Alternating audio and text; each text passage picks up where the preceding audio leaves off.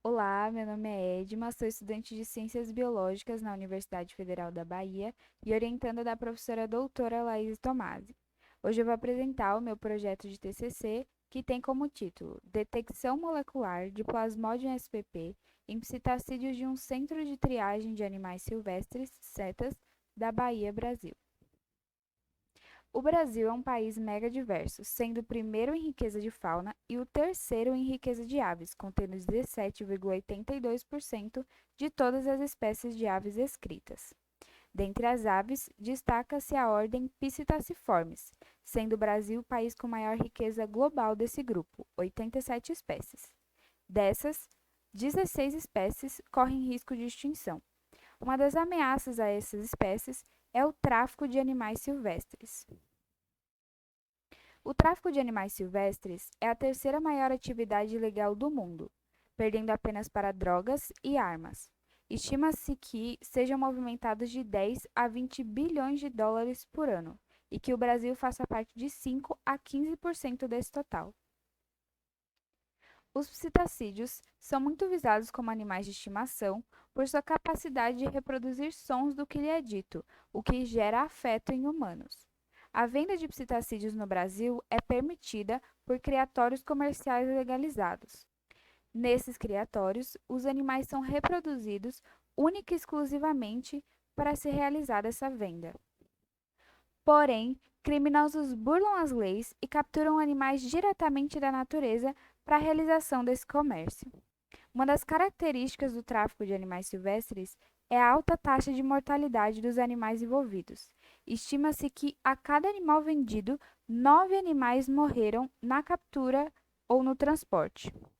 Isso se deve aos maus tratos que esses animais são submetidos. Eles são alocados em caixas superlotadas, com falta de alimento e água, o que gera alto nível de estresse nesses animais, podendo levar a brigas e até mesmo à morte. É comprovado que o alto nível de estresse em animais compromete sua imunidade, abrindo assim espaço para a proliferação e disseminação de patógenos. Os Centros de Triagem de Animais Silvestres, CETAS, foram criados para receber, tratar e reintroduzir animais advindos dessas situações. Sendo assim, o diagnóstico de doenças é imprescindível para que se realize uma reintrodução segura, visando evitar a contaminação de animais de vida livre e a transmissão de zoonoses para humanos. A Instrução Normativa ICMBio 23 de 2014 sugere diversos exames que devem ser realizados nos CETAS. Dentre eles está a investigação por hemoparasitos, parasitos sanguíneos. Um dos hemoparasitos que pode infectar aves é o Plasmodium, podendo também infectar répteis e mamíferos. E em aves, causa malária aviária. No presente trabalho, consideramos que a malária aviária é exclusivamente causada pelo Plasmodium, excluindo outros gêneros de patógenos protistas. A malária aviária não é considerada uma zoonose, visto que não existem registros de espécies que infectam aves, infectando também humanos. O Plasmodium é um protista hemosporídeo da família Plasmodidae, que tem ciclo biológico heteroxênico, ou seja, parte do seu ciclo de vida ocorre em vetor invertebrado e parte em hospedeiro vertebrado. Os invertebrados envolvidos na infecção por plasmódio em aves são insetos da família Culicidae. O gênero Culex é um dos mais recorrentes e também pode ser destacado como vetor o gênero de mosquitos Aedes. Como hospedeiros finais, tem-se diversos grupos de aves, como o grupo dos pombos, das galinhas, pinguins, passarinhos, falcões e águias, patos e gansos e psitacídeos, papagaios, araras e periquitos. A infecção por plasmódio em aves pode ser assintomática, onde os indivíduos não apresentam sinais ou sintomas da doença, mas ainda assim são carreadores do patógeno, ou sintomática, em casos mais leves, com a apresentação de sinais como prostração, diarreia, febre, anemia, convulsões e casos mais graves que podem apresentar edema e hemorragia em órgãos internos, podendo levar à morte súbita. Vale ressaltar que a ave infectada por Plasmodium, caso não seja tratada, permanece com um parasito por vários anos ou por toda a vida, sendo assim uma fonte desse patógeno para vetores e, consequentemente, para outros animais.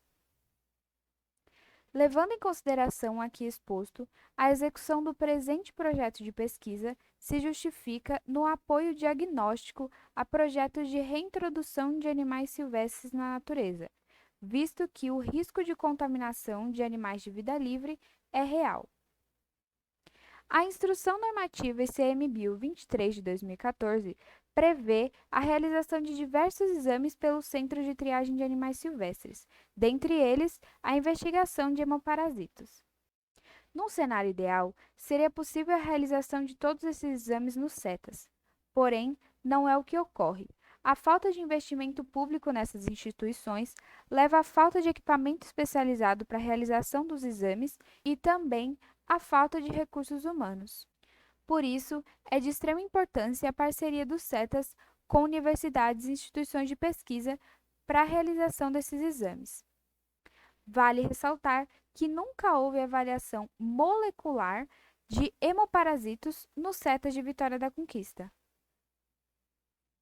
Sendo assim, o objetivo geral desse trabalho é investigar a presença e frequência de Plasmodium spp e psitacídeos alocados no Centro de Triagem de Animais Silvestres de Vitória da Conquista, tendo como objetivos específicos padronizar o diagnóstico molecular de malária aviária a partir de amostras biológicas de aves no Laboratório de Biologia Celular e Molecular do Instituto Multidisciplinar em Saúde, Campus Anísio Teixeira, da Universidade Federal da Bahia. Diagnosticar malária aviária em psitacídeos alocados nos CETAS de Vitória da Conquista através do diagnóstico molecular aliado ao diagnóstico morfológico de Plasmodium spp a partir de esfregaços sanguíneos. Determinar a frequência de malária aviária em psitacídeos alocados nos CETAS de Vitória da Conquista. Descrever os sintomas clínicos apresentados pelos animais diagnosticados com malária aviária, caso haja animais diagnosticados como positivos a partir do presente estudo. Fornecer aos CETAS laudos do diagnóstico de malária aviária dos animais estudados e acompanhar os procedimentos pré-soltura dos indivíduos analisados no presente estudo. Serão 2 locais de estudo. O primeiro, CETAS de Vitória da Conquista, onde ocorrerão as coletas e as análises dos sintomas clínicos. E o segundo, a Universidade Federal da Bahia, onde ocorrerá o processamento das amostras. Serão avaliados aproximadamente 60 indivíduos, dentre papagaios verdadeiros e araras canindé. O esfregaço sanguíneo será confeccionado da seguinte maneira: uma gota de sangue do animal será colocada sobre uma lâmina de vidro. Uma segunda lâmina de vidro será passada rapidamente sobre a primeira em um ângulo de aproximadamente 45 graus, espalhando o sangue por toda a lâmina, formando assim uma fina camada de células, um esfregaço sanguíneo. O esfregaço será seco ao ar livre em temperatura ambiente e, posteriormente, será corado com kit panótico rápido, que consiste no mergulho da lâmina durante 40 segundos em 3 soluções. A primeira solução é o fixador, a segunda solução é o corante ácido e a terceira solução, o corante básico. As lâminas prontas serão analisadas ao microscópio óptico durante 30 minutos cada, visando a observação das células sanguíneas e a caracterização morfológica de Plasmodium nas mesmas. O material biológico utilizado para as análises moleculares será sangue, que será extraído de um pequeno corte na unha do animal. Será extraído aproximadamente 20 microlitros de sangue, que será armazenado em tubo contendo 300 microlitros de solução de Lise.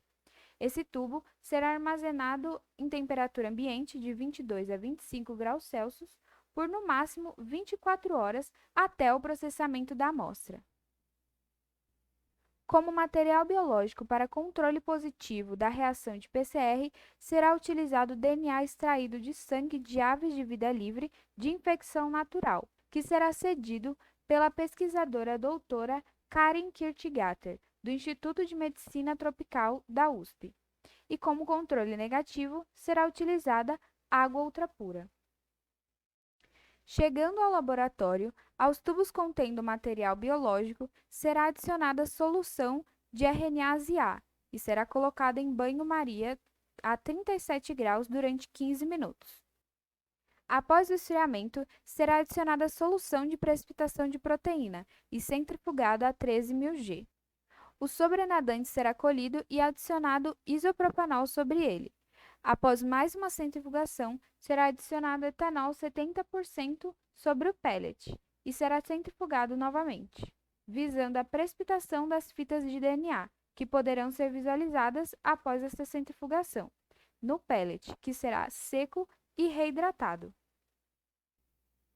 As amostras de DNA serão submetidas à PCR, reação em cadeia da polimerase, visando a amplificação do marcador molecular gênero específico de Plasmodium, que é parte do DNA ribossomal SSU18S. Será realizada uma PCR aninhada, que consiste em duas PCRs em sequência, sendo a primeira PCR realizada a partir do material genético extraído e a segunda PCR a partir do produto da primeira. A primeira PCR será realizada utilizando os primers R+1 e R+5, e a segunda PCR utilizando os primers R+3 e R+4. Os componentes da PCR serão as fitas de DNA extraído, os primers já citados e os demais componentes comuns da PCR. As condições de termociclagem serão desnaturação inicial a 94 graus por 4 minutos, seguida de 39 ciclos de desnaturação, anelamento e extensão final a 72 graus durante 4 minutos. A única diferença entre a primeira e a segunda PCR será a temperatura de anelamento dos primers, que na primeira PCR será de 53 graus Celsius e na segunda de 62 graus Celsius. A detecção do amplicon será realizada através de eletroforese em gel de agarose 1,5% corada em brometo de etídio, e o diagnóstico será determinado por presença e ausência.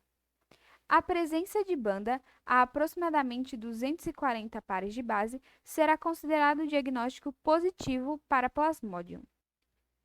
E a ausência de banda será considerado diagnóstico negativo.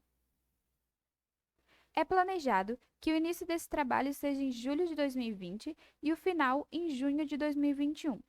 A revisão bibliográfica deve ocorrer em todos os meses, a padronização das técnicas de janeiro a fevereiro de 2021, a coleta e processamento das amostras de janeiro a abril de 2021, a emissão de laudo para os CETAs em abril de 2021, a redação do TCC de dezembro de 2020 a maio de 2021 e a defesa e entrega da versão final em junho de 2021.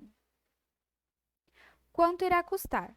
Os materiais de consumo somam mais de R$ 5.300 e os materiais permanentes mais de R$ 167.000, somando assim um total de mais de R$ 173.000 para a realização desse trabalho.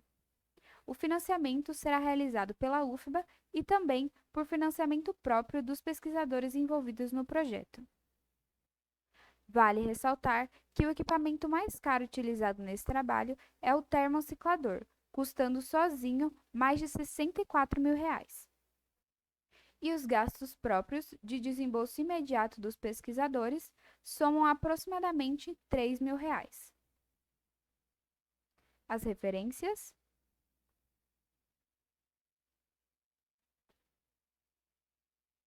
Obrigada a todos.